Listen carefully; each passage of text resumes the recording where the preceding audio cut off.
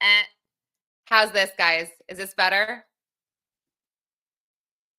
Let me know. Okay, great. Sorry, I had the wrong microphone plugged in. Okay, so the Diddy, I'll start again. The Diddy civil suits that were filed yesterday by the Buzbee Law Firm. Oh, thank you so much, Jody.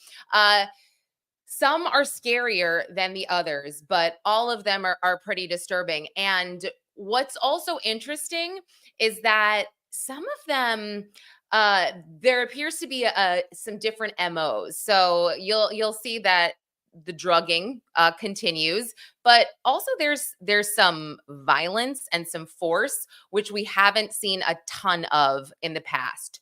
So hey to the regulars, I'm gonna pin all of your pleasantries. I'm happy to see you guys. If anybody had the day off yesterday, I hope you had a good day, whatever it is that you did. I took my kids to go see the Pharrell movie Piece by Piece. It's not really a kids movie. It's even though they do it with like Lego brick people, but it was cute, good enough. They said shit a couple times, so my kids were like, oh.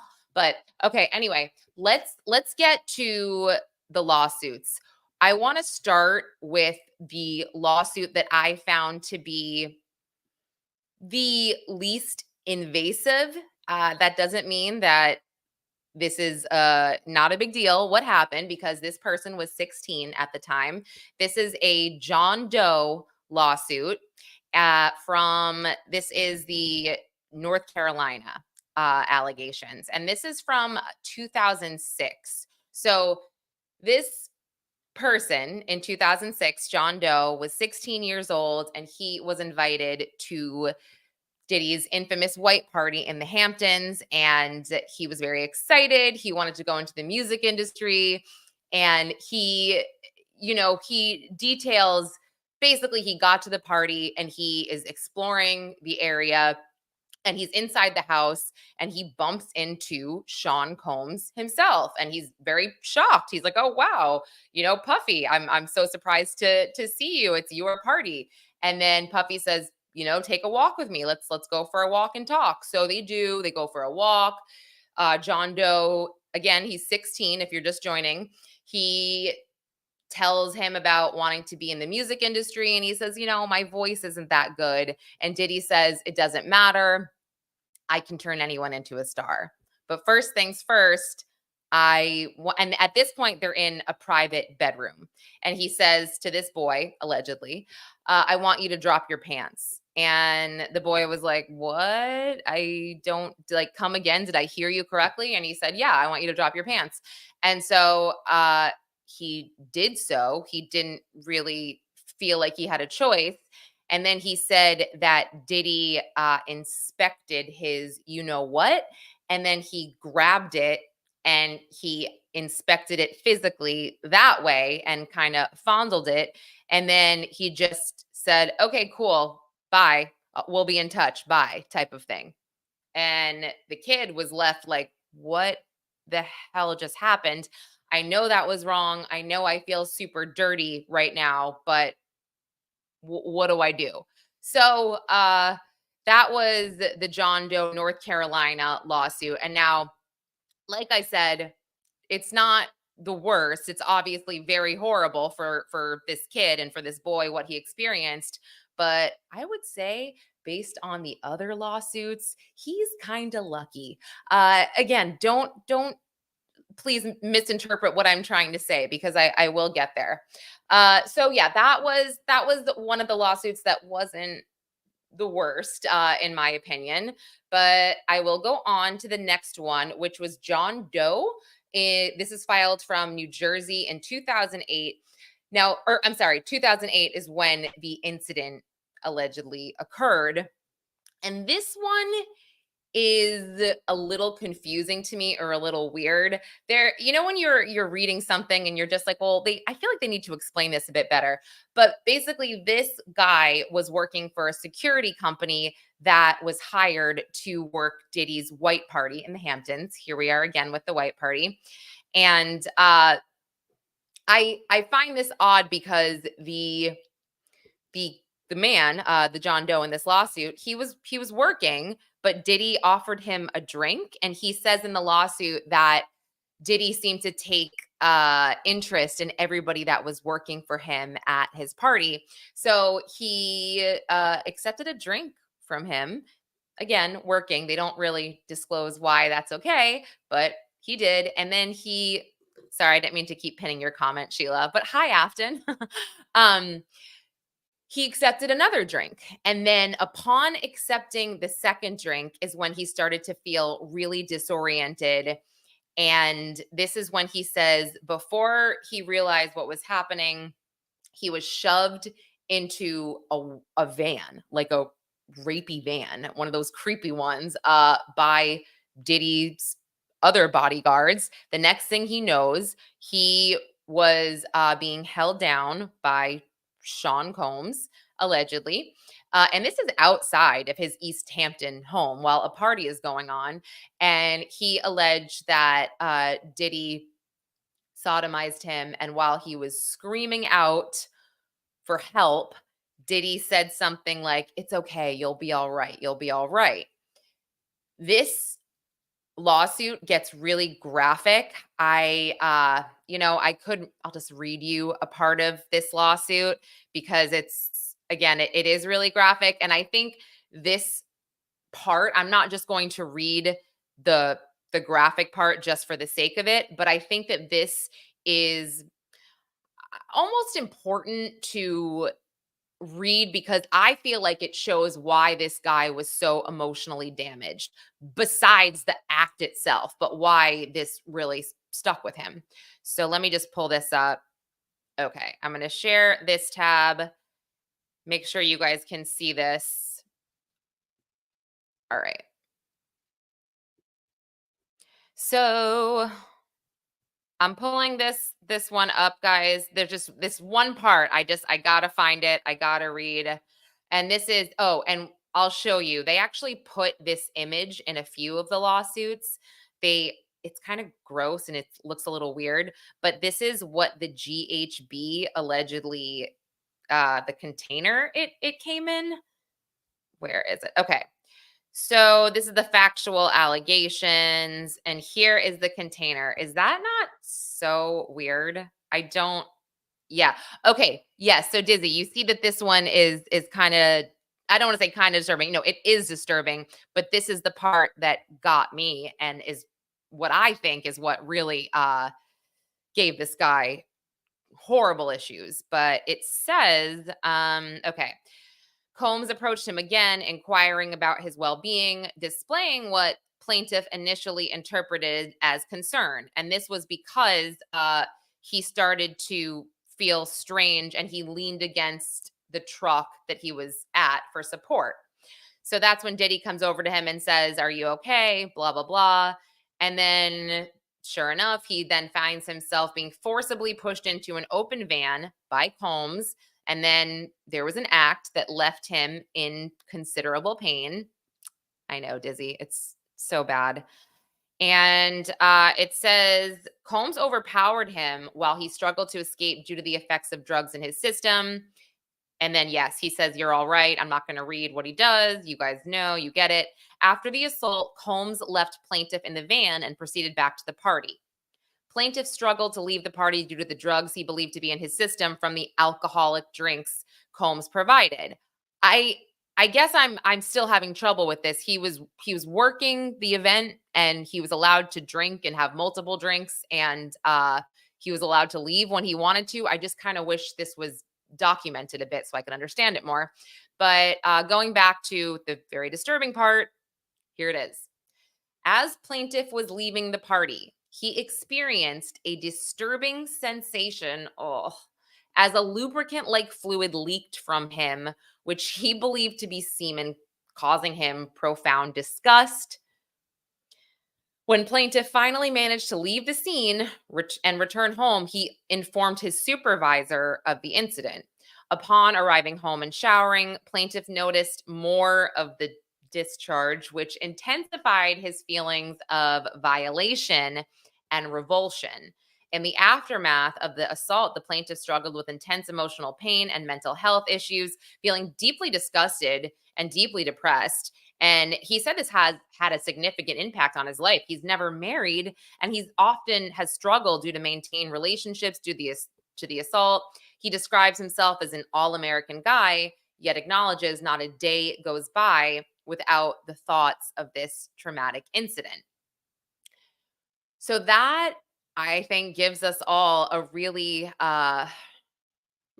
disturbing insight into what happened to him that night. And I'm guessing that the law firm, the Buzbee Law Firm, called this supervisor, or I would hope so, to corroborate this story about what happened.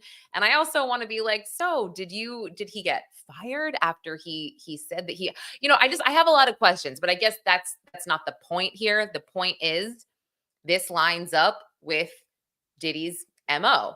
And yes, I feel horrible for him. So let's go on to the next one, which I find to be very, very disturbing. But I'm going to read to you the third lawsuit directly from that, because that needs to be read. This one I can quickly go over. This happened. John Doe lives in Ohio now. It happened John Doe lives in Georgia now, this one. And this happened in 2021, actually. He was working for a company called Royal Reigns Management. And because he worked here, this job was kind of like a concierge service or something. And it gave him access to parties and just fun events with very high profile people. So he was flown out for a Diddy party, and he was drugged by Diddy, and allegedly. And when he woke up and kind of came to, it was very sad. He said he woke up to multiple men assaulting him in different ways. And he documents that one of those men was Sean Combs, and there were about 3 men that assaulted him, sodomized him, and he said he could tell it was 3 different men based on the sizes, which so disturbing. He has horrible trauma from this, and that lawsuit was pretty straightforward, cut and dry, disturbing to say the least.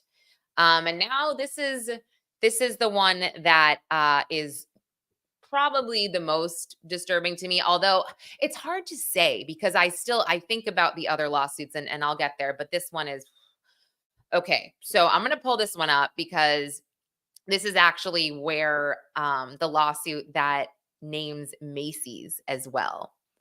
So the fact that Macy's is named, and I believe Macy's did wrong. I believe everything that was stated in this lawsuit, and they could be in deep trouble. So this is John Doe from Ohio.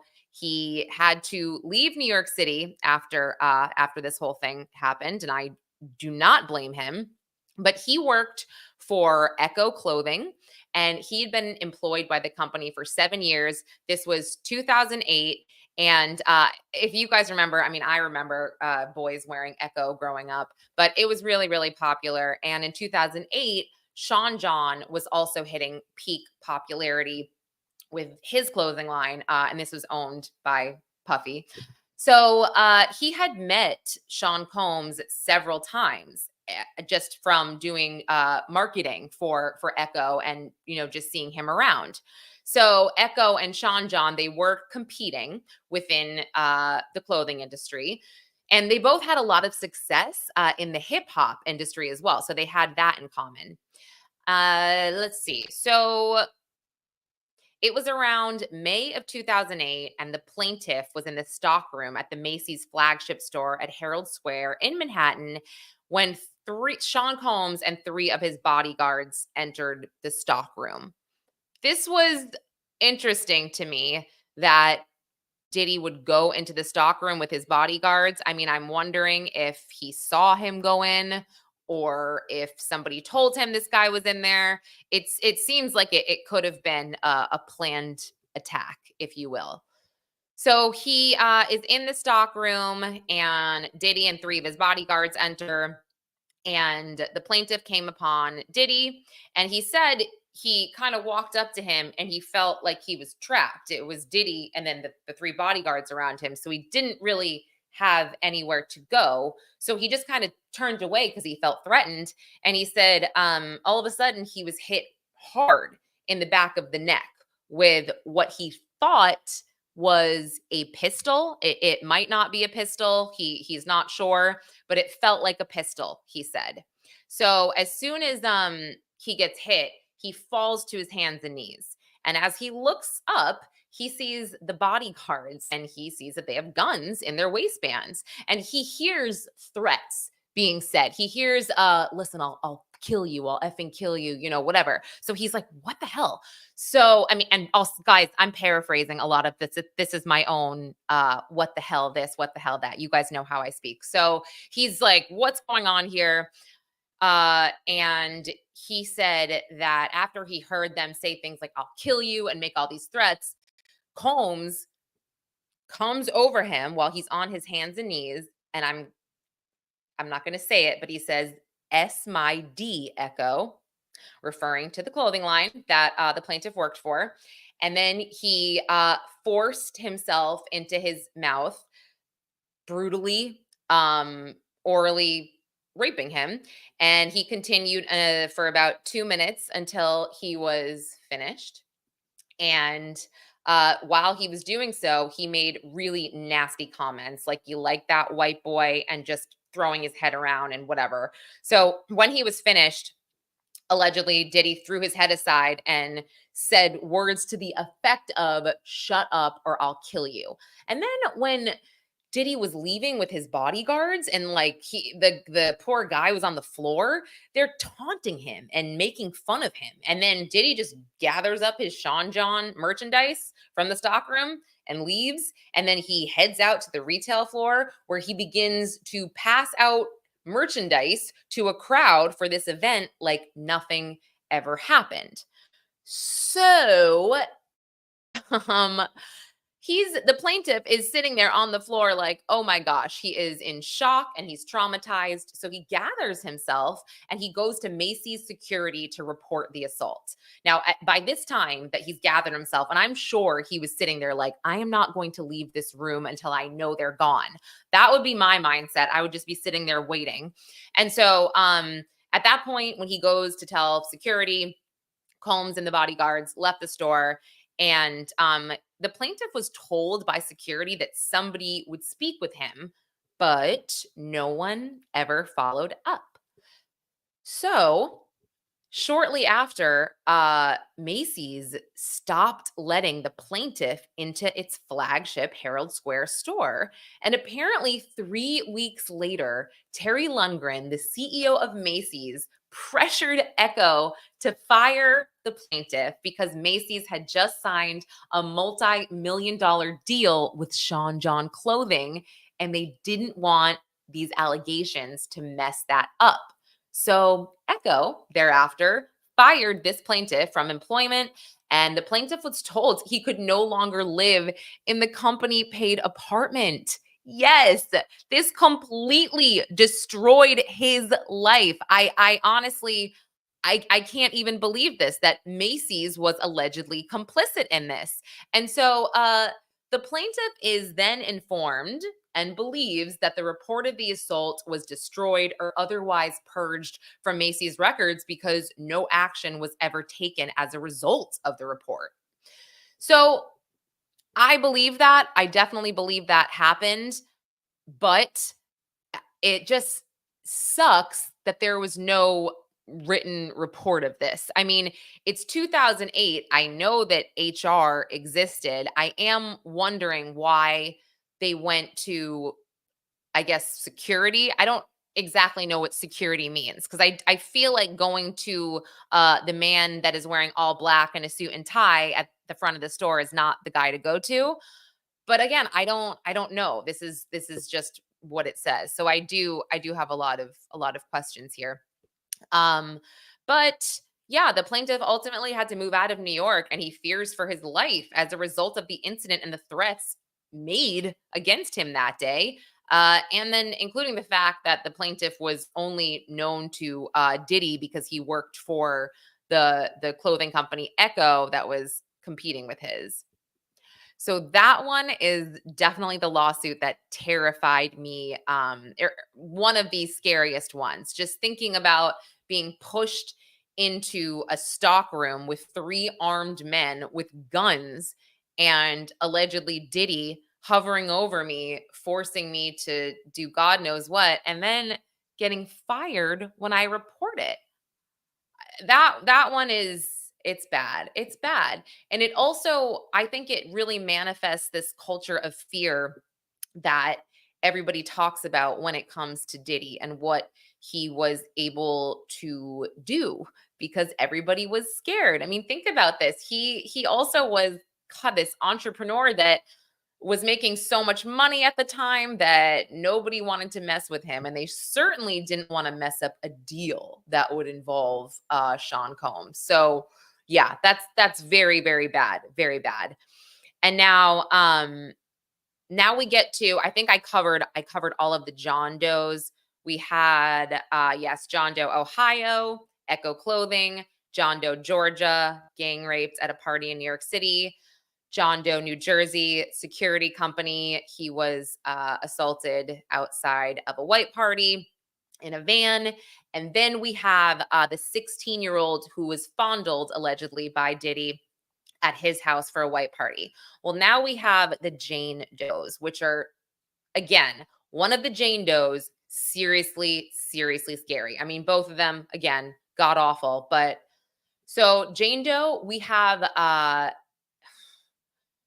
1995 in New York City, there was a promo party for Biggie's music video, One More Chance. And what happened was the plaintiff was attending a promo party for this music video, and she was dancing with her friends, and Diddy approaches her as she's just having a good time with her friends, and he says, "Can I talk to you alone?" And she's like, "Oh, okay." She kind of expects this innocent conversation. So she's like, "No problem. Let's go talk." Plus, it's Puffy. I mean, I got to say, if it's whatever year and he's like, "Hey, can we go talk?" I'd be like, "Sure." I mean, I don't, yeah, it seems unassuming based on the fact that he was who he was, and it would seem like an honor to have him want to speak with you alone.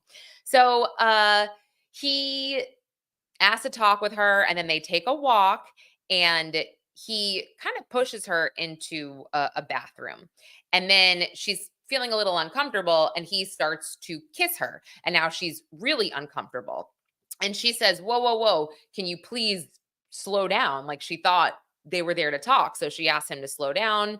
And then he gets angry when she asks him to slow down. He gets progressively violent, where he ends up striking her. We know he can be violent. We've all seen it. So should I say allegedly for this? But he ends up striking her and then in the face, and then he pushes her and slams her head against the wall, which then causes her to fall on the floor. So she's very disoriented, and she's in pain. And she actually said in the lawsuit she tries to escape. And at this point, while she's trying to escape on the floor, he gets on top of her. He lifts her dress up. He assaults her, and she can't move. And I've said this before. It's a bigger conversation. Um, It's sorry, I'm looking at the comment. Around that time, it was not an honor. He was not a major force. Yeah, I mean, he started what was it? Bad Boy 2 years prior in 1993. So he was doing things. He was working with Biggie, and he had a record label. So I still think it would be, I don't know, as a female, I'd be like, "Oh yeah, sure, I'll talk to you." But anyway, so uh yes, he assaults her. He then says to her, you what does he say exactly? "You better not tell anyone about this or you will disappear." So she said that he left the bathroom, just abandoning her on the floor in this state of shock. And she stayed on the floor for a while. She was in immense pain, from the blows to her head. And she just was feeling, as she calls it, emotionally shattered. So she was terrified that somebody would be waiting outside of the bathroom for her. So she waited a while to gather her stuff and leave the bathroom. And I think that was just, gosh, it was so sad to think about if that was actually, if that was going on in her head, that she was so sad that, or so scared that she didn't want to leave the bathroom. And God, I can't imagine. So, yeah, she kept the assault a secret for years, fearing retaliation from Sean Combs and his business entities. So that one, terrifying. Now, here is the last Jane Doe that was filed out of Tennessee. And I'm actually going to share this one for you because or I'm going to pull this up on the screen. This one is crazy. And I think about this because I've told you guys that no, Taryn, these are the suits from Buzbee in Texas. The plaintiffs all live in these different states. So that's why I'm just differentiating the John Doe, Ohio, John Doe, North Carolina. It's easier that way for me anyway. um, but you guys have heard me just really quickly talk about my girlfriend that worked for Calvin Klein. It was the same building as Sean John. And Diddy, this was probably 2008. He aggressively was asking her out. He had called her, left a message on her phone. And we still talk about this, and she might come on and talk about it. There's not that much to talk about. The point is, though, and I owned up to this, my girlfriend, Christy, and I, when she told us that he asked her out, we were like, oh my gosh, you have to go. You have to go and tell us like what it's like to see which rappers are there and what's going on. And she's like, I don't want to. And we were like, darn it, we could have gotten into some sweet parties. So I feel very guilty, but also this lawsuit is haunting because of that, I guess, for me anyway. But let me pull this up. So this lawsuit here, Jane Doe in Tennessee, this happened in 2004 in Brooklyn, New York, across from her college. So she was invited to a photo shoot. And I guess Diddy and his people would invite people that they met out and about. As we've seen, they tend to do that a lot. Oh, hey, this is a college campus, college girls. Let's invite them to a photo shoot or some party. So he did. So they were invited to this party after a photo shoot with DeBand. And I guess Diddy said to the plaintiff, they should go to his hotel room before the party. So, and his hotel room at the time was in Manhattan somewhere. So they left Brooklyn, they go to his hotel room in Manhattan, and at one point they said it's pretty chill. It just seems like a lot of industry people quietly mingling and drinking in a hotel room until Diddy's security guard rolls up and grabs Jane Doe and her friend because she brought a friend with her, which I think is smart, right? We should all travel in numbers. There's strength in numbers. Well, maybe there should be more than two in terms of Diddy parties at this point. I will add this here, but the lawsuit here, but let's see. So, Gretchen, are these part of the 120 that was mentioned in the press conference? Dizzy, you said you don't think they are. I guess I'm thinking why wouldn't they be? Because I think they're rolling them out, right, as they continue to vet them, but I'm not sure. So, just back to these allegations, they're at this party in a Manhattan hotel, and all of a sudden, or his bodyguard rolls up to the two girls, and he says, come with me. We're going to a separate room off of the main party. And Jane Doe, she sees that he's a security guard, so she feels safe. She feels like it's all fine. So she goes with him. And then she says, where are we going? And he says something along the lines of, you know what you're here for, which is terrifying. So after he takes Jane Doe and her friend to this separate hotel room bedroom, the security guard left the room and locked the door. And the only person in the room besides Jane Doe and her friend was Diddy.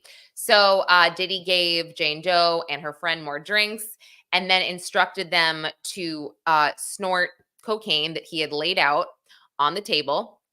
And so he instructs them to do that. And Jane Doe and her friend, they don't want to do it. They say they don't want to do it. And that makes him a little angry. So he's gradually getting more aggressive with the two girls. And then eventually he begins to forcibly touch them without consent. And when they start to really resist, Diddy orders her friend, Jane Doe's friend, to perform oral sex on him, or else he would have them both killed. And now her friend complies, but all the while, Jane Doe is begging him to allow them to leave, and he doesn't agree. So as soon as he's done with her friend, he sets his sights on Jane Doe and he forces her to take her clothes off, again, under the threat of violence. And once she was undressed, he forced himself on her.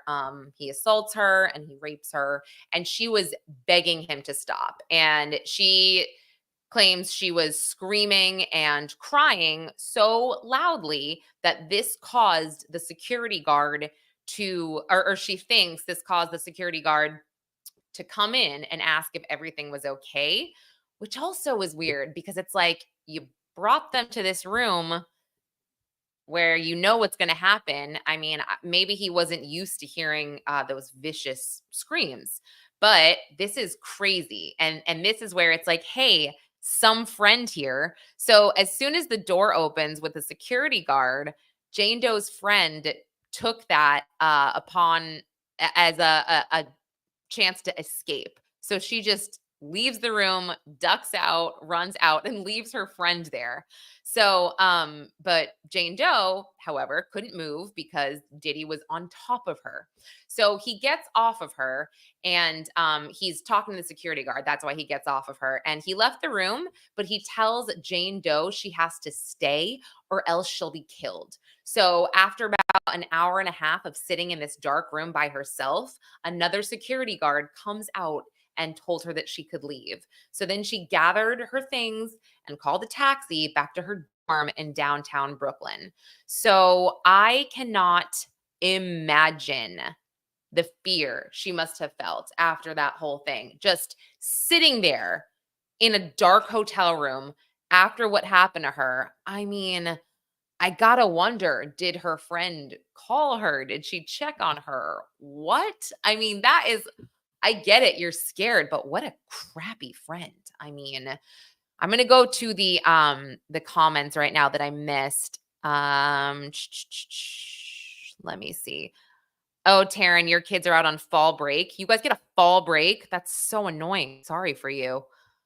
Uh, Gretchen, some of the girls who were asked to be in videos, and there was a big house in my town that was used for a bunch of rap videos back in the late 90s. Oh, that's so interesting. Was that in Pennsylvania? Hmm. Yeah. So Afton, I thought these were the first of the 120 as well, but I'll find out for sure. Oh, Gretchen, you grew up not too far outside of New York. Okay, got it. Oh, hey, Nini. Rumson, New Jersey. Okay, Rumson makes sense because he had a house in New Jersey and a recording studio in New Jersey. So that makes a lot of sense. Okay, so yes, these allegations are horrific. They are terrifying. And I feel like they keep getting almost worse if that's even possible. I mean, I don't know if it's possible, but I do feel like they've been getting worse. And for me, the Macy's claim is what is so crazy to me, that they were so complicit in this that they just wanted this guy to go away. They did not care what happened to him. And also, I have to wonder, was there no cameras in the stock room, or did they delete this evidence? Because I feel like it was, what did I say? It was 2008, I believe. Yeah, 2008. There should have been cameras in there. I bet they could go back and sift through some of that footage to see if it was miraculously deleted or mysteriously deleted that day, or the cameras were mysteriously broken that day. Who knows? But yeah, I definitely was horrified by a lot of these. What do you guys think about the 16-year-old lawsuit? I know that's horrible for a 16-year-old to have to endure that. I'm also wondering why he was at a party by himself at 16 in the Hamptons. I mean, like I said, I have a lot of questions. I'm not judging. This is not me judging. I just really, I'm just curious about some of these allegations. And also, I know that these are separate from his federal case, of course, but I don't want Buzbee Law to get overzealous with some of these. So, and I've said this before, because I don't want the defense to have their defense on a silver platter that everybody just wants money. So, yeah, okay, Gretchen, this makes sense too. Some parents would hand their kids over to anyone with the promise of money. And I was rewatching the Menendez Menudo doc on Peacock. And you're so right, because when these young boys were auditioning for Menudo, the part of the audition would be to get dropped off at the Menudo mansion with no parents on a Thursday, and your parents would pick you up on a Sunday. And now, knowing what we know about Menudo and the essay allegations, it's even more disturbing. So disturbing. So, yes, I totally believe that. Um, After learning about how R. Kelly's victims' parents would just let their kids be alone with him, you stop being surprised. I know, it's so sad. Go to parties alone with them. Yeah, it is really sad. It's like, it's not, I don't want to even say this is, oh, it was different times. It was the 70s, it was the 60s. Nope, it wasn't. I mean, we're talking about the 2000s. So yes. Yes, no, you're right. Times were different back then with Menudo. Sure, that was the late 80s and the 90s, but my god, it's so gross to think about.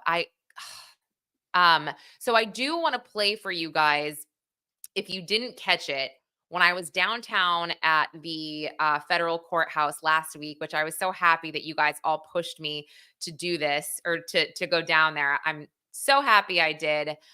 I want to just play for you part of the interview I did with Relentless Aaron, who he, gosh, I have to say, everything he said, I believe, you guys. I really, really believe it. I'm gonna pull his video up right now. Sorry, as you can see, I watch everything on speed. It's just the way I talk and the way my brain is horrible. So I'm gonna put it on 1.25, but just really quick refresher. He wrote a book, The Night Puff Tried to Kill Me. And yeah, it sounds wild, but I believe him. And you can even listen to some of his language, which is pretty accurate. But here, I will play that right now. What's your name? So I'm DeWitt Gilmore, but I'm also known as Relentless Aaron. So my pen name is Relentless Aaron, but this is my memoir. So it's a true life story under my birth name, which is DeWitt Gilmore. So one night late here in Manhattan, probably around 1 a.m, Puffy, as known as Diddy, and his goons attacked me. They were shooting at me, and it was a car chase. It's very dangerous and traumatic to talk about, but by the grace of God, I'm alive and I escaped them. It was 2 other people in the car. It wasn't just me. It's not my word against his. And I was afraid to come and talk about it until more than recently. Now he's locked up. I can tell my story without. Okay, really quick. Sorry to stop. If you saw my interview and Jarrett's interview with Cheryl McCollum, oh my gosh, thank you so much, Jabbar. That's so fun that you are new and you're watching. I love new people. Hey, Carrie. So if you watched my interview with Cheryl McCollum and Jarrett on Primetime Crime, Cheryl said this exact phrase. She said that people are feeling comfortable coming forward now because Diddy is locked up. And I think that means everything. they know that they're safe at this point. So that it just adds to, I feel like these stories being more accurate, if that makes sense. And hi, Disney. Happy to see you. Okay, I'll stop interrupting. Out fear, and Oh, all victims need to come out and say what it is. I'm also now, I signed the paperwork with Tony Buzbee, and oh, also I'm in the documentary coming up. what was your connection? What was the motive? Well, first of all, Andre Harrell introduced me to Puffy when he was an intern, so I knew him when he was an intern before anybody knew, before he was known as Diddy, right? And then we planned a basketball game, and so it's a story, right? But it has a lot to do with CCNY. It has a lot to do with the Death Row East T-shirt I was wearing that night, Oh, and him assuming that maybe I was with Death Row. So there's a lot of nuances to it. But I'm the guy that almost didn't live because of what he did that night. So I'm here to stand on my truth, to tell the world what it is. And yes, many years later, but by the grace of God, they got him locked up, and he's not coming out. And I feel safe. good. And if I can correct you, I would say it's the truth. It's not your truth, it's the truth. Right, it's the truth. Right. There's no allegedly. There's no. You're not going to ever hear me say allegedly. He attacked me. Said it, but yeah. So I don't have a mic. I gave him my mic, but if you didn't hear me say that, he's talking about his truth. But I wanted to almost correct him in a way because I feel like it's not your truth. Okay. It's the truth. I feel like if it's, I do think there's a time and a place to say this is my truth, totally. But in terms of this stuff, I feel like it's just simple. You can call it the truth. It's the truth. I'm telling the truth. So that's just my it's my TED talk, okay? He attacked me, he shot at me, and he did it as a coward. He had a whole group of people with him. So it was 1 o'clock in the morning. There wasn't cameras in the sky and all of that. This was before it all. So before social media, all of that. So I have a life, and I deserve to live, and I deserve to breathe and do the things that other people do without being attacked. Without, he's an animal and he's a monster. And if you think about it, he's been doing this for decades, because he did this with me in 1996. And now you saw him kicking Cassie, which is like a couple of years ago. So he's been doing all these things to people, and now it's all coming out of the woodwork, and everybody's safe now. We're feeling safe. We can come out and tell our stories. We can write books if we want, and now if there's money on the table, yeah, we want that too. We want redemption for what he's done to us. He's an animal, a monster, and a predator, and I stand on that truth. Well, I wish you the best of luck. You're very brave. Thank you, Lauren. Okay.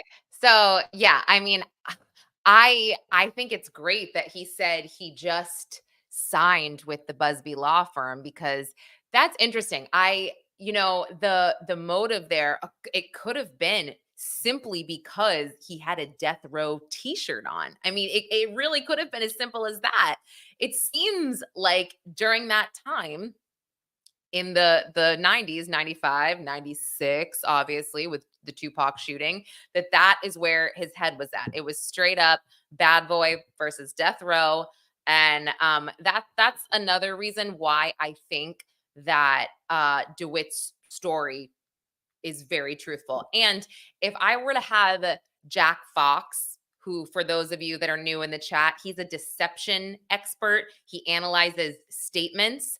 I believe that he would 100% think that DeWitt was telling the truth. Everything he said, to me, it seemed to match up. Oh, hey, Jim. Are you Jim? Are you Christy's brother? My friend Christy, the one who I was telling you guys all about, who our friend was asked out by Diddy. Christy and I, that was my other roommate. We were like, go, go, go! You have to go out with him. And her brother, his name is named Jim, and he's from Pittsburgh. So I don't know if that's him. But hey, it could be. Oh, it is him. It's that's so funny. Oh my gosh. Well, I was literally telling the story about how Danny Can back in the day was asked out by Puffy, and we were like, you have to go. And she's like, I don't want to. So Christy and I were really upset because we were just like, man, we could have gotten into some sick parties, but hey, that is all right. Now, there's also I can't believe you jumped on for this. This is so funny, Jim. I'm happy to see you.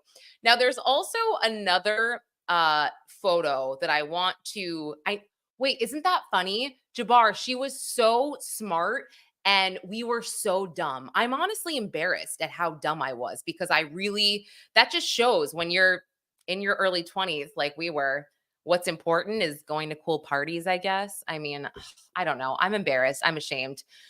She was right not to go. Wow, so many people in Pittsburgh. Whoa, Gretchen too. That's so funny.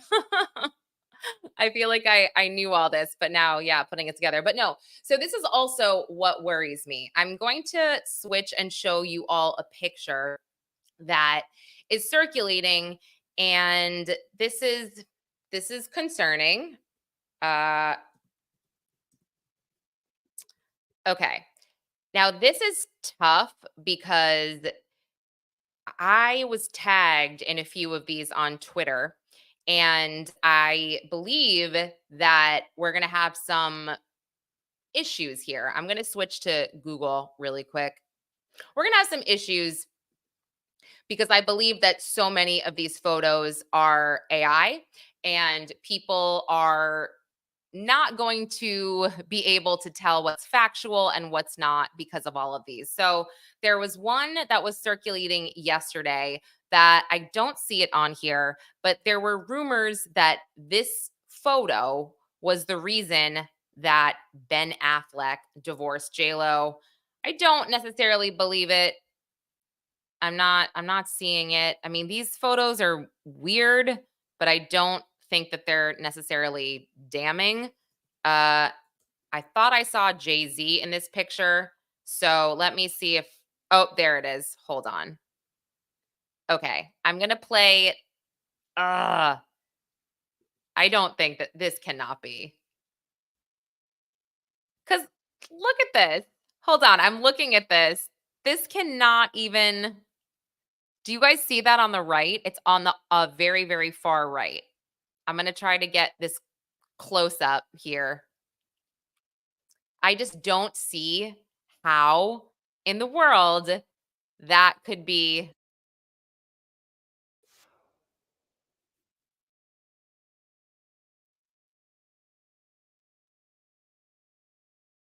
Sorry, I didn't. I'm going to the share it. We smoke. Check your man out. Check your man out. Yeah, just let him do his thing. Yeah, I'm letting him do his thing. The whole crew smokes, you know? Everybody check smokes. This is what I got for him. Huh? Let's zip it on that. Let me zip in on it about the platinum. Okay, this is stupid. Hold on. I want to get to the photo. Photo. And it just says it's wild party footage of Diddy, J-Lo, Beyonce, Jay-Z. Again, I really don't buy it. I don't think that. On, or were they just innocent bystanders swept up in the moment? Share your thoughts in the comments. And don't forget to subscribe to stay updated as more details and viral clips emerge in the ongoing Diddy saga. The story isn't over yet, and you won't want to. They didn't even show the photo. Wait, so Amy, do you have that photo that you can send a link of? Because I want to pull it up here because I think it's super fake. And I can't believe that people are falling for this. It's really annoying because like I said, I don't want to take any chances here over just Diddy looking good. I just feel like he is so guilty, but things seem to be spiraling very quickly.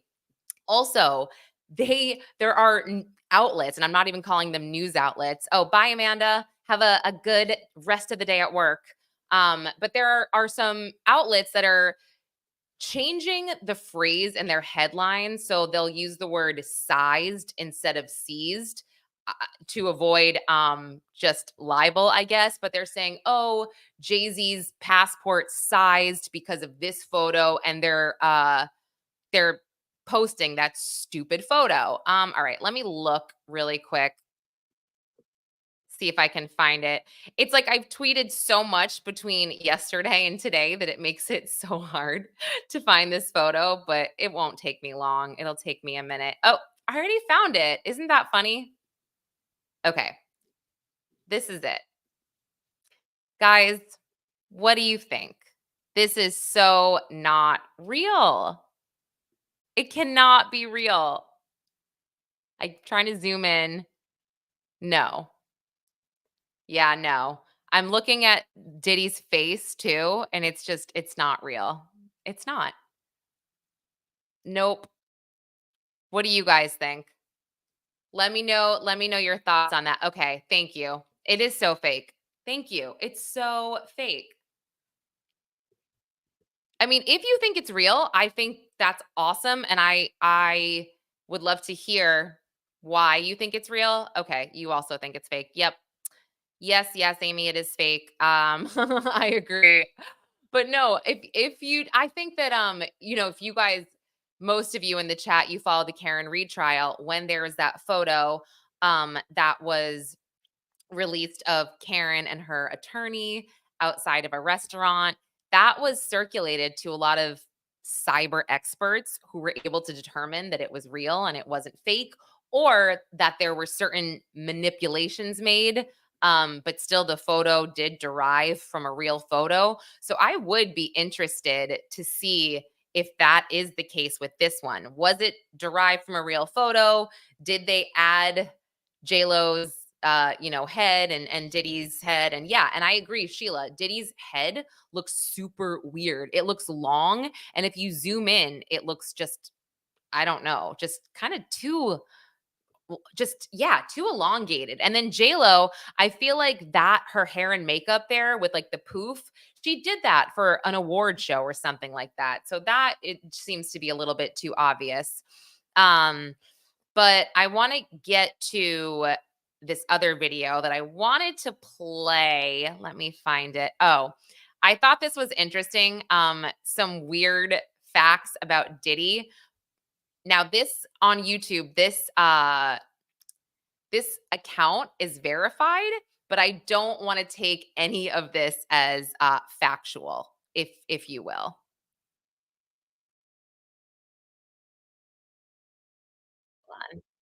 Secret underground tunnels below his house. These are 10 of the weirdest facts about Diddy. And first up, I bet you didn't know Diddy is a little too close with his mom. Because in an IG Live from 2022, not only did he kiss his mom on the lips, but he also admitted to something weird. Yeah, my mom's single. Yeah, for real. Mom do know how to have a good time. She ain't sitting in the house playing. Outside moving and shaking, baby. She come with me to strip club. I don't care. For real. But the family ties here are even weirder in number 9. Because what if I... Okay, just really quick. That video looked strange, but I feel like that was real, but it looked strange, right? It looked like he was a cartoon or something. But that's why I'm saying, guys, I mean, he could have said that. Maybe they took that audio from something. But I don't know if I buy that conclusively. But well, let's finish this and see. I told you, weird crimes run in Diddy's entire family. See, this is Diddy's son, Christian Combs. And it's really weird how similar he is to his father. Like in 2022, when a woman named Grace O'Marcaig was working on Diddy's yacht as a bartender.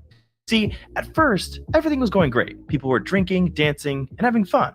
But then, as the day went on, Grace started to feel sick and really weird. And shortly after that, she found herself cornered in a room with Christian, and this is where he would allegedly harass and assault her. So in this audio that CNN has listened to, you can specifically hear the accuser who alleges that she was being forced to take this tequila shot that she believed was laced with drugs. And in the audio, you can hear her asking Christian Combs if she was being drugged. And he... Yeah, this is just one of the lawsuits. This is one of the 18 civil suits. It was, Diddy was named in it, but it was against Christian Combs. This is literally what it says exactly. Answers take the shot. After struggling with Christian, trying to get away, she was finally able to escape. But she never forgot about that day, because in April 2024, Grace finally sued Christian for drugging and assaulting her and causing her emotional distress. And luckily, she had the help of music producer Lil Rod Jones to prove it was all true. Because reportedly, he was not only in the same room when it happened, but he actually has recordings of the entire incident. So while this case is still going on, Christian could end up just like his father and face multiple years in prison. But look, Diddy might do well in prison, Because for number 8, That's fake. what if I told you That's fake. Diddy's favorite part of working in the music industry was sleeping with rappers? Because not only has he admitted to sleeping with Usher. That's my brother right here from day one. We used to wake up and, damn, pause, but like, check this out.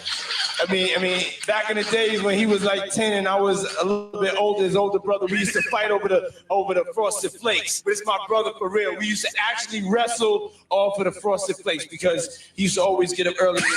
Now he's one of the richest songs in the world. And Not only that, but here's what Diddy's ex-security guard, Gene Deal, had to say about Diddy and Usher's relationship. You know, Puff is making jokes about how they used to wrestle for the Frosted Flakes in the morning. And yeah, I bet they did. Somebody frosted somebody flakes without the milk. Oh. And on top of that, many people in the music industry have claimed Diddy slept with some of the top male rappers. Even Gene Deal confessed he was outside the hotel door while Diddy and Ja Rule were having a freak-off. Next thing you know, somebody rang the No, doorbell. I- We had the presidential suite where we was at. So I opened the door. The dude said, yo, I'm here for my cousin. I said, who your cousin? He said, Ja Rule. I said, well, he busy right now. He said, you busy doing what? I said, he with Puff. They're in the room. They busy. They don't want to be bothered. No. He said, well, I'm going in there. He tried to bum rush me. I grabbed his and threw him against the piano. Puff and Ja Rule runs out the room. Puff got his towel. Ja grabbing his towel, but they butt the neck. And Puff said, yo, Jay, what happened? I said, he tried to get in the room. I told him he couldn't get in the room. Puff looked at Ja. He said, yo, Ja said, you ain't want to go in that room. There's a lot of freaking going on. Oh. Now look, some people may not believe all this stuff and think that these rumors are exactly that, just rumors. But in actual court documents, not only does it say Diddy hired male escorts for himself, but it also alleges Diddy slept with star rapper Meek Mill. But look, Diddy's been screwing artists for years. Because for number 7, we got to mention the fact that Diddy Wait, really quick. So this is where, okay, you believe him, Gretchen. I believe some of this. I actually do. Part of these, like, they're pulling things from some of the lawsuits, but the Meek Mill thing, okay, tell me if anyone's heard this. There was audio was circulating on Twitter of Diddy allegedly assaulting Meek Mill, but then somebody said that, or maybe it was Twitter, gave that whole, just the disclaimer that said, no, this is actually taken from a porno or something. But dude, it sounded just like Diddy's voice. So that's why I was a little bit like, maybe it could be real, but I don't know. It said that it was from a porno, but I do believe a lot of this, you're right, because it's taken from the lawsuits, but I feel like it's a little exaggerated. And don't they look weird in some of these videos? I feel like they look weird. And with Gene Deal, I've been watching a lot of his stuff. And while I do believe him, a lot of what he says, he also says things like, well, it's going to come out in my book. So wait and buy my book. Right? So is this just a buy my book thing where I'm going to make stuff up so I sell some copies? I mean, I don't know, but just full disclosure, I'll buy his book. So it's probably going to work, whatever it is. Okay, let me go back to playing this. Has ruined the childhood of some of the biggest musicians of all time. See, it all starts in 2016 when Usher was giving an interview on the Howard Stern show where he revealed to the world that he had attended something called the Puffy Flavor Camp when he was just 13 years old. I moved to New York City and I lived with Sean Puffy Combs for a year. That's the crazy thing. Now, that was L.A. Reid's idea, right? We're sending you New over York to City. something called Puffy Flavor Camp. There you go. Mind you, Diddy was 23 years old at the time, living with Usher while he was a child. But that's not even the craziest part, because after doing some digging, it became clear that Diddy has been grooming artists for years. Aubrey O'Day, Lil Rod, Young Miami, Daphne Joy, and Cassie have all spoken about being harassed and groomed by Diddy when they were underage, with some of them even filing lawsuits against him for it. But there's one star who hasn't spoken up, and I can't help to think that Diddy has groomed him as well. I'm talking about Justin Bieber. See, when Justin was just 15 years old, he released a video with Diddy saying the two of them were going to spend the next 48 hours together and they were going to go crazy. Check this out, yo. Justin, you ever seen the movie 48 Hours? Right now, he's having 48 hours with Diddy, him and his boy. They're having the times of their lives, like, you know, where we hanging out and what we doing. We can't really disclose, but It's definitely a 15-year-old's dream. I don't have legal guardianship of him, but for the next 48 hours, he's with me. So, and we're gonna go full crazy. Yeah, kind of weird saying you're gonna go crazy with a 15-year-old. But just a few years later, the two of them made a follow-up video where Diddy pressed Justin, asking him why he hadn't been calling him back. And well, just pay attention to how Justin reacts to everything. Everything's good? Selling out arenas and everything? Starting to act different, huh? No. You ain't been calling me and hanging out the way we used to hang out. Well, I mean, you try to get in contact with me, through all my, partners and whatnot. Mm-hmm. But you never really got my number, so. Right. Okay. Your number? Yeah. Tell you my number. Yeah. In context of everything we know today about Diddy and Puffy Flavor Camp, it's clear to see he at least tried to put Justin through the exact same thing these other artists experienced. All I can say is, I hope Justin's good.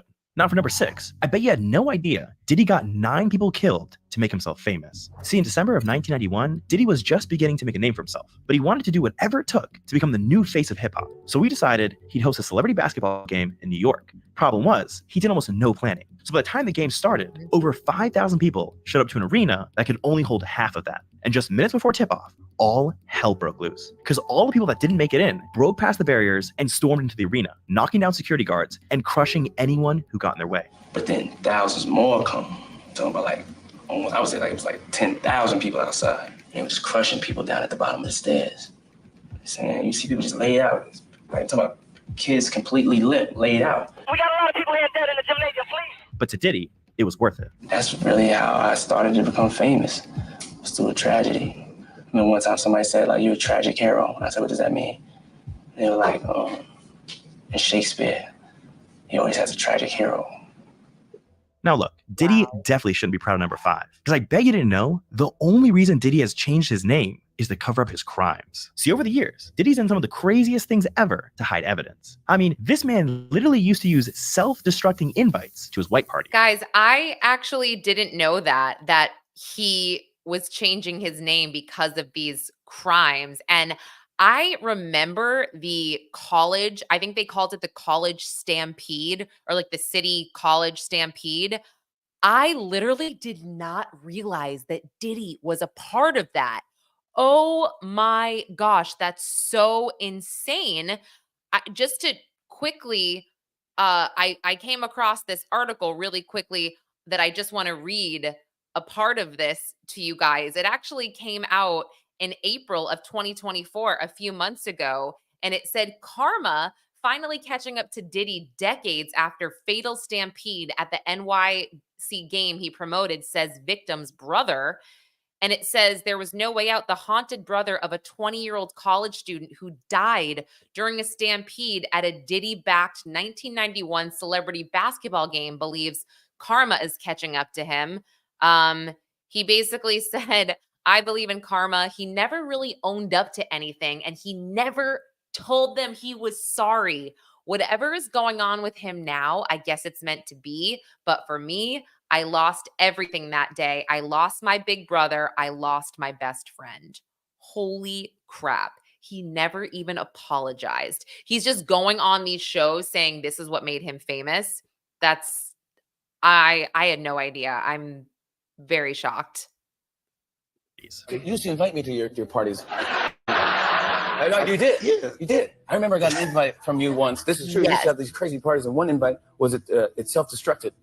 After, it was you talking, and I said you gave the information of where the party was, and then it said this message was self-destructed. I'm very high concept. And on top of that, in 2023, it was reported he paid a hotel $50,000 to destroy a tape of him assaulting his own wife. But Diddy knew if he was going to keep committing crimes, he needed a way to keep his reputation clean. So every time he broke a law, he started to change his name. Like in the 1990s, when he assaulted an Interscope Records employee and immediately changed his name from Puffy to Puff Daddy. Or like the time he was arrested for a shooting in a New York nightclub and he changed his name from Puff Daddy to P. Diddy. He ended up changing his name 3 times in 10 years. But even that wasn't enough, because he eventually switched his name to just Diddy after being charged with bribery and criminal possession of a weapon. By 2021, after the accusations started piling up against him, Diddy decided to completely change his identity and decide his new name was Love. Yeah, just Love. And after assaulting literally everyone he came in contact with, he changed his name back to Diddy, thinking no one would catch on to his plan. That is, until his former security guard, Gene Deal, came out to expose him to the world. Being Diddy rich takes a guy that once name was Puffy, that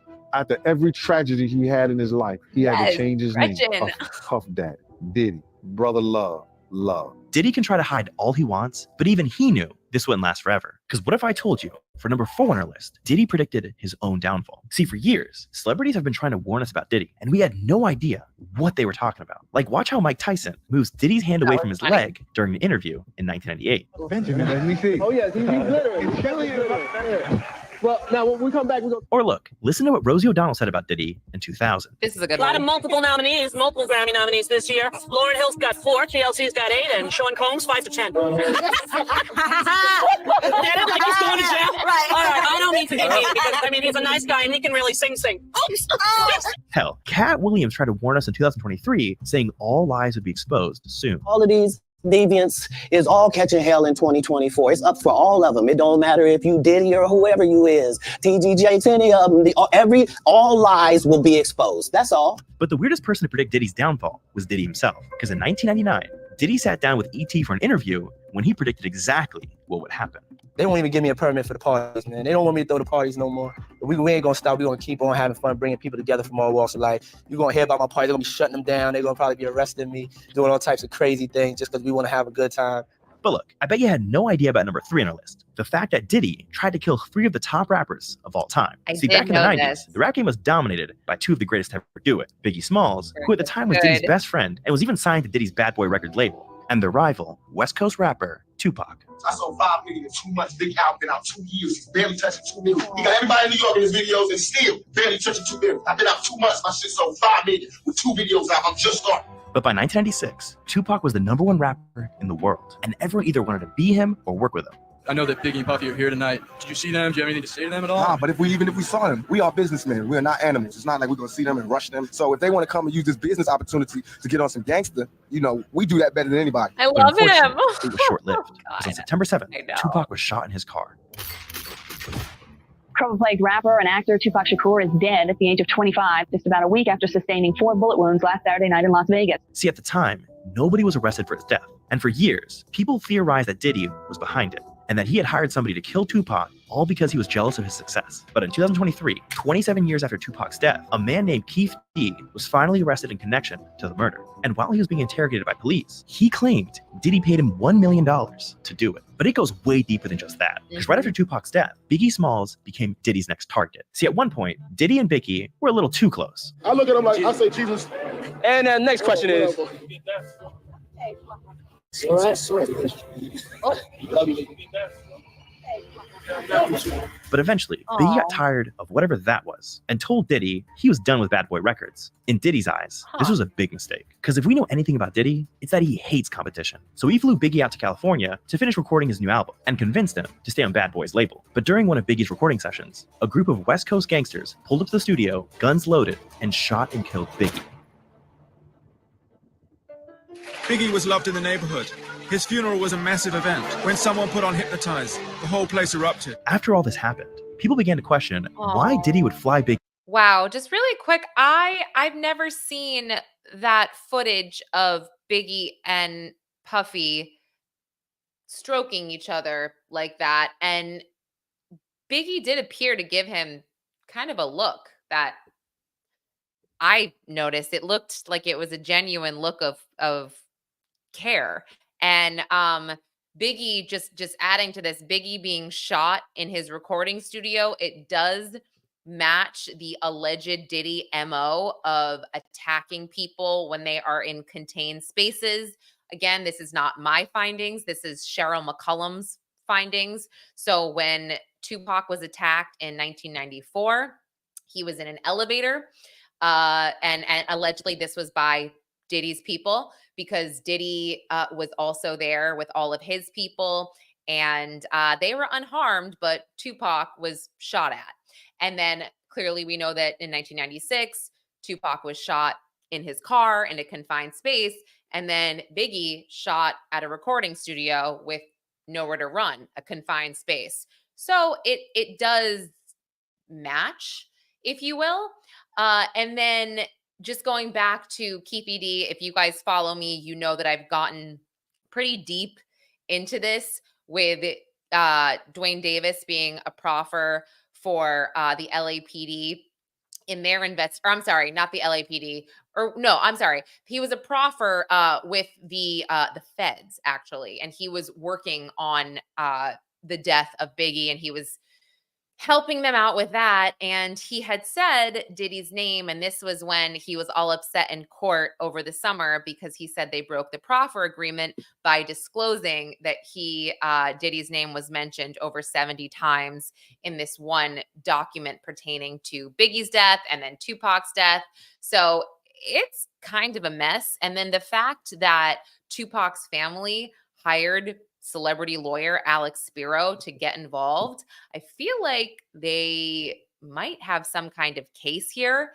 And also, I asked Cheryl this. I'm like, what do you make of the fact that Las Vegas, Clark County, Diddy, Sean Combs has never been a suspect in Tupac's death? Could that mean that it's an active investigation still after all these years and that they don't want to disclose all of the other people that might be involved because there could be more arrests coming? Or is it because they believe that he's actually not a suspect? I don't know. It's tough. But either way, this all seemed to make sense with his MOs in the way that these people were shot at. They were in a contained space, a contained environment. Out when he knew Tupac just got shot. Well, Gene Deal, Diddy's former security guard, says it was all because Diddy wanted to set Biggie up. Why the hell would you rent studio time in LA for him to finish your album when in fact you got your own studio, Daddy's house? Let's keep it a buck. Let's stop this bullshit, man. Puff ain't want none of that beef. So what I'm gonna do is, y'all want the sheep? I'm gonna put him out the pasture. But guess what? This man is still trying to kill rappers to this day. Because earlier in 2024, we learned something horrifying. Apparently, Diddy's ex-wife, Cassie, was flirting with Kid Cudi in 2012. And according to another one of Diddy's ex-bodyguards, Roger Bonds, Diddy got so jealous, he had someone go to Cudi's car and throw a Molotov cocktail inside the sunroof. Mr. Combs told Miss Ventura that he was going to blow up Kid Cudi's car and that he wanted to ensure that Kid Cudi was home with his friends when it happened. I heard about that. I definitely heard about that. And I found it quite funny that the car actually did get blow up. So I would say that was accurate. Now, luckily, Cudi wasn't inside of the car at the time. But this attempt to kill Cudi is one of the dozens of charges Diddy is currently facing while locked up in prison. Now look, when you look at what Diddy's life was like when he was a kid, it all starts to make sense. Because for number 2 on our list, there's no way you knew Diddy's childhood shaped him into a monster. See, when Diddy was growing up, he had a rough childhood in the Bronx. And when he was just 3 years old, his father got involved in a drug deal gone wrong and he was shot and killed instantly. My father, he was killed when I was 3 years old. I don't have a lot of memories of my father. Diddy's mom knew immediately she had to get her family out the hood. So she moved her and Diddy to Mount Vernon in New York, hoping for a fresh start. But the town that was supposed to give them a better life actually ruined both their lives. Because while Diddy was enrolled in private school, she was never around, having to work 3 jobs to pay for the tuition. So with no mom and no dad around, Diddy turned into a monster. It first started with him selling drugs. I didn't either, I sold drugs for like a day. And I got chased by helicopters, doors got kicked down. It's probably like the unluckiest day for a drug dealer. I was willing Mount to Vernon do is anything nice, to get to it. After that, Diddy also lost his virginity at only 12 years old. And Diddy was also constantly getting into fights with other kids. But one of those fights turned Diddy into the man he is today. My grandmother would send me to the store to get us cigarettes all the time. This one time somebody, a kid came up to me and said if I didn't give him my money, he would beat me up. So I gave him my money. I came back home without the cigarettes. So my mother had told me if I didn't go back and get the money, I couldn't come home. And I left crying. I found a guy that told me I had to give me the money back. And then we had a fight and he kind of beat me up. I told him like, I couldn't go home. He beat me up all he wants. I couldn't go home unless I got the money. But my mother, she was dead serious. I could have stayed out there for days. My mother was, I guess, raising me for the real world. She was always told me if somebody hit me, make sure I hit them back harder. Make sure they never hit me again. Make sure I fuck them. Okay, I don't think I'm a soft parent by any means, but what the hell is that? Seriously? Don't come home until you get the money? She clearly knew he was going to get the crap kicked out. What? Wow. I don't want to say, if he really was 12 or 13, yeah, that I feel kind of bad. Come on.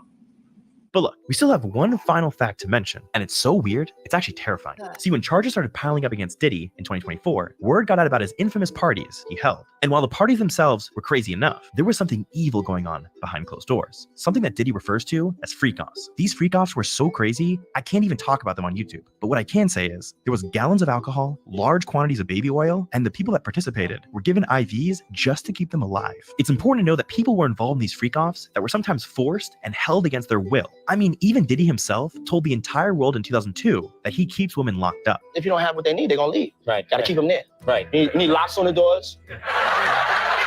Okay, this is sounding kind of dangerous now. It's a little kinky, but yeah. While people who have attended Diddy's parties have admitted to seeing some crazy things, the actual freak-offs were held somewhere else, somewhere nobody else had access to. And when news broke in September of 2024 that Diddy's house featured underground tunnels which led to a cave, one can only assume these tunnels and the freak-offs were somehow connected. Now, with that same report in September, it was revealed there were over 1,000 bottles of baby oil that had been seized from Diddy's house. Court documents now reveal authorities located AR-15s, narcotics, and more than 1,000 bottles of baby oil lubricant in those raids. Now, I can't think of a single good reason to have that much baby oil in someone's house. And well, there's a popular theory the baby oil is a disguise for a form of liquid ecstasy he had been drugging his victims for the freak-offs. And when you think about it, it all makes sense. Because sure, owning 1,000 bottles of baby oil is weird, but it's not illegal. I mean, why else would the police seize every single bottle if they weren't suspicious of something? And well, Diddy's lawyer even tried to cover for it. I don't think it was 1,000. I think it was a lot. I mean, there's a Costco right down the street. You know, I think Americans buy in bulk, as we know. But immediately after that, Costco responded saying none of the company's locations carry baby oil. No matter what the truth may be, one thing's for sure. Diddy is not the person we all thought he was. And the truth about him will be revealed soon. Okay, so there was a lot there. I gotta say, I did not know that about his mother. I'll fact check that. I know a lot of you are thinking that that is true about his mom, but I agree with you. I've heard a lot of different things about his childhood, just responding to some people in the chat. And I had no idea that the City College stampede was because of him, and he never apologized to the victims. That is sickening to me. Oh my gosh, that literally makes my stomach turn. And I want to add something, guys. I don't know if you're familiar with this, but speaking of the fires and the fact that we know that he set Kid Cudi's car on fire. But did you know about this fire? And this was December of 2023. This was a fire at Kimora Lee Simmons' house. And this fire, we don't know if this was arson. We don't actually know who started it. Factually, we don't know. What we do know is that Kimora Lee Simmons put something on her Instagram story maybe a few days max before this fire happened. And let's see, the fire was December 3rd. So Cassie's lawsuit was a month. I think it was released maybe a month prior to that house fire.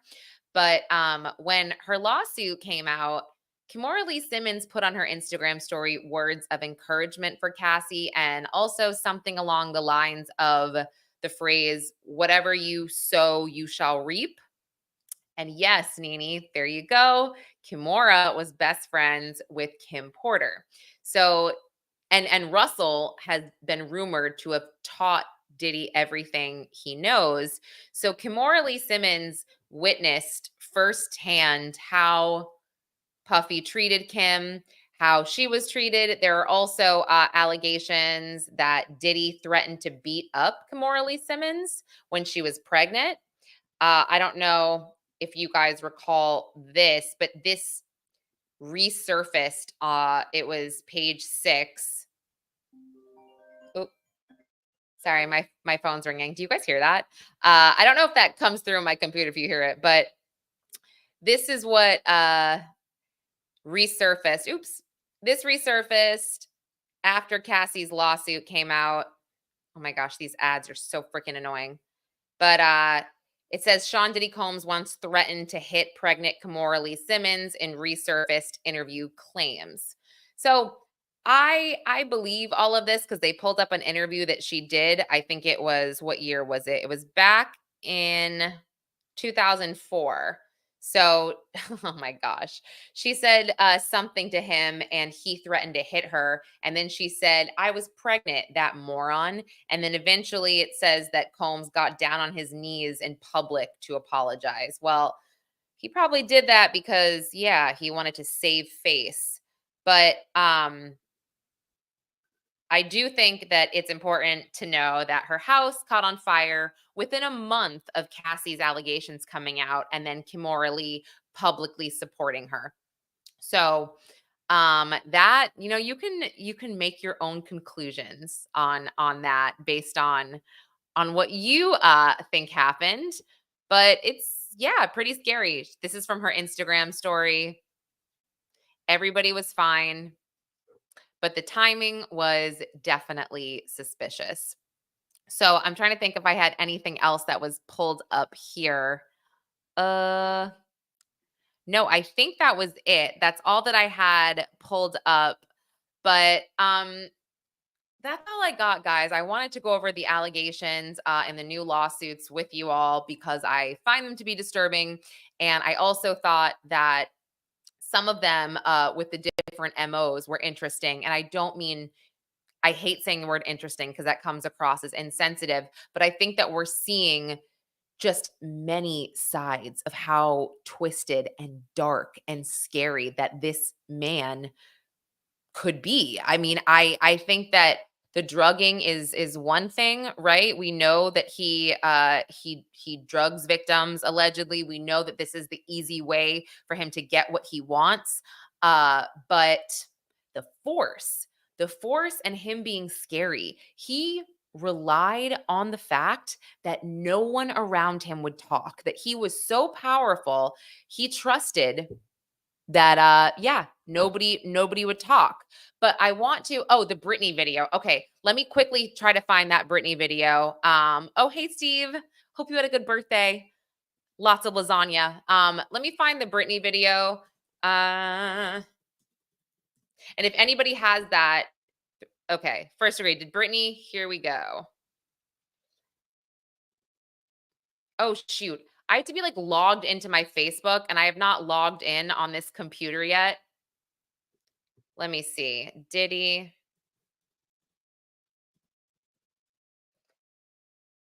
I mean, this is where it does get a little hairy, where you're like, okay, every celebrity could have had an experience with Diddy or something kind of salacious with him. It could be rumors, it could be truth. I mean, this is where I do get a little bit hesitant with some of the AI stuff as well. But let's see. Well, and this is an article where it says, will Britney have to go to court and testify for Beyonce in the Diddy case? Why would she have to go? Yeah, this doesn't even make sense. That's not even a real here. All right. I'm going to share this.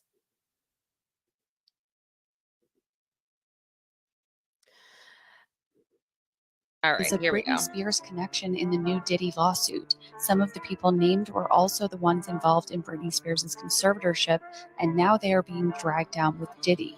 Late Friday night, Britney hit 3 hotspots and was snapped at Caesar's Palace at Pure nightclub with P. Diddy. Everybody's getting caught up in something.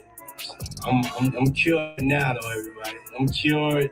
Yep. Everything's good. You know, y'all can have me over for dinner. Everything is good. Ugh, his eyes. Britney Spears may be officially out of the conservatorship, but those 14 years really did a number on her, and she's allegedly permanently scarred from all the substances that were pushed on her. And now there are some pretty disturbing reports circulating about Diddy's alleged ties to Britney's downfall. It is being reported that Diddy allegedly gave Britney some substances before her infamous VMAs performance in 2007, which took place just months before Britney was placed under conservatorship. Many fans believe that this VMAs performance was some kind of humiliation ritual, and now there's also talk that this whole thing was planned in advance to sabotage Britney. Turns out the night before the VMAs, okay, I'm going to stop that for a second. I read Britney's book, and she does go into this, and P. Diddy's not mentioned in her book. Now, whether that's strategic, and maybe he is once or twice in passing, I'll have to go back and look. I have it. I read it. I don't remember this being a thing. Britney does admit that she was not in a good place for this performance of the VMAs. She does say that she didn't want to do it, and she could have been on some antidepressants. But the Diddy thing, it could be true, sure, but I feel a little bit like it's reaching, but I will let them finish. Britney was partying with Diddy, and allegedly, he gave her some substances to mess with her performance. But there's more to this whole mess. As you probably know, there's this lawsuit from Lil Rod against Diddy that's brought up some really shady connections. It turns out Diddy has ties to Lou Taylor and Robin Greenhill from TriStar Entertainment, the people who supposedly orchestrated Britney's conservatorship. In Lil Rod's lawsuit, Greenhill was named as the person who paid Diddy's S-workers, and Lou Taylor used to work as Diddy's manager. In fact, Diddy and Lou go way back, and they both worked with Uptown Records. But this is just scratching the surface. There's more dirt coming out about Diddy's alleged involvement in Britney's tragic downfall. So let's break it all down. Greenhill is listed in the lawsuit as Diddy's accountant, who Jones claims oversaw payments to the SEX workers. Greenhill of TriStar Sports and Entertainment is best known for working with Britney Spears' father to oversee the singer's conservatorship. Britney Spears accused Greenhill of intrusive surveillance. So as you all know by now, Diddy is being criminally investigated over some serious allegations, and the feds are reportedly building an airtight case before they officially charge him. According to the latest reports, prosecutors in Diddy's case will be able to build the case based on evidence revealed by his accusers in prior lawsuits. So far, 5 people have filed civil lawsuits against Diddy, with the latest one filed by producer Rodney Lil Rod Jones. Lil Rod's lawsuit is the one that stands out because it details how Diddy allegedly built a RICO criminal enterprise, and it also names multiple alleged accomplices that enabled him. Well, it turns out that some of those alleged accomplices are the same people who helped orchestrate Britney Spears' conservatorship. And guess what? Word on the street is that Diddy not only knew these people plotted against Britney, but he allegedly played an active role in her downfall. So to give you some context, let's rewind to December 31st, 2006, when Britney hosted the New Year's Eve at Pure Nightclub in Las Vegas. Here tonight, Miss Britney Spears!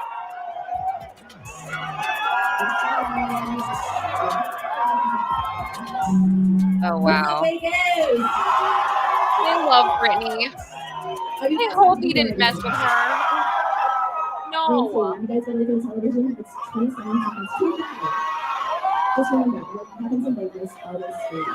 Now, here's the crazy part. Less than an hour later, after ringing in, the New Year Britney passed out and was carried out of the club. So if you look up news articles about this incident from 2007, there are a lot of contradictory reports. This TMZ article published on January 2nd, 2007, speculated whether Britney was drunk or passed out. TMZ also quoted a report by the New York Post, which stated that Britney was swigging champagne, passed out cold, and fell to the floor. However, Britney's then manager Larry Rudolph denied this and claimed Britney simply fell asleep. Rudolph told the Associated Press, by about 1 o'clock, she was just done, so we took her out. She was not drunk. She was just tired and falling asleep. However, eyewitnesses told a different story and claimed they saw Britney talking with one of her male dancers on a tented cabana bed when she said she wanted to leave, stood up, went into a dead faint, and just fell right to the floor. One eyewitness added that it appeared as if Britney was being dragged as she wasn't walking under her own speed, and they heard a woman in Britney's entourage yell, "Make sure nobody gets any photos. No photos anywhere." And while they made sure there were no photos of Britney being carried out, you can still find photos taken shortly before the incident that show Britney drinking champagne and looking like she's about to pass out any moment. Now, those in the Free Britney movement consider this night as the beginning of Britney's nightmare because this was where she was allegedly drugged for the first, but not the last time. So after that fateful night, the tabloid media went into overdrive to portray Britney as crazy. Every single day, there was a new story about how Britney was allegedly spiraling toward rock bottom and how her friends and family were desperate to get her into treatment. On February 14th, Britney checked into a rehab facility on the Caribbean island of Antigua. However, she checked out only a day later. And then on February 16th, she suffered what the tabloids described as a mental breakdown, walked into a hair salon in Sherman Oaks and shaved off her hair. Oh my God! She is completely bald. Oh, I can't. I feel so bad. I can't watch that. She is completely bald. Oh my In her God. 2023 memoir, Britney explained that shaving her head was her way of pushing back. "I'd been eyeballed so much growing up," Britney wrote. "I'd been looked up and down, had people telling me what they thought of my body since I was a teenager. Shaving my head and acting out were my ways of pushing back." So a few days after this incident, Britney checked into rehab again, this time at the Promises Rehab facility in Malibu. However, she again checked out less than 24 hours later. Now fast forward a few months and Britney fired her manager, Larry Rudolph, telling paparazzi, "My management totally knew what they were doing when they sent me to rehab." So it sounds like Britney knew they were plotting against her, which is why she refused to stay at the rehab centers her management chose for her. In May 2007, Britney wrote the infamous "I am lost" letter addressed to her fans. And again, you can tell from this letter, she already suspected that her management was trying to set her up. In her letter, Britney talks about experiencing strange symptoms before being sent to rehab. However, she said she couldn't understand what happened because she didn't drink or take substances. Britney also described how she was often taken to dinners and parties with friends, and only later found out she paid for everything. "I feel like some of the people in my life made more of some issues than was necessary," Britney wrote. "I also feel like they knew I was beginning Okay, I need them to get to the public Diddy incidents, part. including attacks on paparazzi, and he moved to the US at age 12. We get to Diddy's alleged involvement. Okay. Conservatorship. And this is also where we get to Diddy's alleged involvement in this evil plot Here we against go. Britney. So this VMA's performance was advertised as Britney's big comeback and the media was drumming up publicly for months. However, the performance ended up being a total disaster. Britney was lip syncing out of sync, looked dazed and confused. Her hair and makeup were a mess. The outfit she wore was ill-fitting, and overall, it was a complete train wreck. And you could tell by the reactions of celebrities in the audience that it looked and sounded even worse in person. Most of them looked confused and shocked, almost like they were wondering if this was some kind of a prank. However, there was one person in the audience who didn't seem confused or shocked at all. You guessed it, Sean Diddy Combs. Now, the reason why Diddy was the only celeb in that audience who didn't seem confused by Britney's performance is because he allegedly played a role in the sabotage and helped Britney's management orchestrate this humiliation ritual. So the VMAs took place on September 9th, and can you guess what Britney did the night before? That's right, she partied with Diddy. According to this article published by People on September 8th, Britney made at least 2 club stops filled with dancing and champagne on Friday night ahead of the VMAs, first hanging with magician and illusionist Chris Angel, then hitting a party thrown by Diddy. According to People, I mean, she could have hit a Diddy party and just been hungover because she partied. I'm honestly, I guess I'm just trying to keep an open mind with the rumors and what's false and what's true. And yeah, okay, I'll let them finish, but Britney first partied at Body English Club in the Hard Rock Hotel with Chris Angel, who was supposed to be part of her VMAs performance. However, Chris ended up ghosting Britney, which was also allegedly part of the secret plan to sabotage her performance. After leaving Body English, Britney reportedly popped up at Pure nightclub, where people said she received a warm welcome from Diddy. Diddy gave a shout out to Britney from the main stage at around 2 a.m., telling the crowd, "Listen up, we have Miss Britney Spears in the crowd." Britney was reportedly sitting in the VIP area, sipping champagne and dancing barefoot on a couch. And according to People, at one point, Diddy got on the microphone and told the crowd, "Britney, she holds her head up high, show some respect." Now, what's also interesting is that same night, Cassie was celebrating her 21st birthday in Vegas. At this point, Diddy and Cassie were not officially dating yet. However, Diddy had already started putting pressure on Cassie and using their 18-year age difference and his position in the industry to manipulate her. So in her lawsuit filed against Diddy last November, Cassie described how Diddy invited himself to her 21st birthday party and started making moves on her, despite knowing Cassie was in a relationship with someone else. Not only that, but Diddy himself was in a relationship with Kim Porter at the time, and Kim would sadly pass away about one. Okay, hey guys, sorry. I have to cut this short. I just got a text from my kid's school that my son has a fever. Great. So guys, I guess I'll see you never because I'm probably next to get this effing fever. Damn it. So, and they just told me my son is now asleep at school. I mean, I was supposed to get him at 4:30, but okay. Sorry to cut this short. I did not mean to, but hopefully this was eye-opening for many of you. This was eye-opening for me. Oh my gosh, I feel like I learned so much about Diddy that I didn't know, and I didn't get to say this, but if you didn't already, like and subscribe to this channel if you don't. And thank you so much, guys. Thank you for watching and for listening. And I'll be back tomorrow night on Primetime Crime at 8 p.m. with a great guest, Tad DiBiase of Nobody Homicide, the novel or book. Sorry, God, not a novel. It's a book. It's a book. Sorry. And he was also a former ADA in DC, but he's going to be great. But all right, guys, I will catch you all later. How's that night?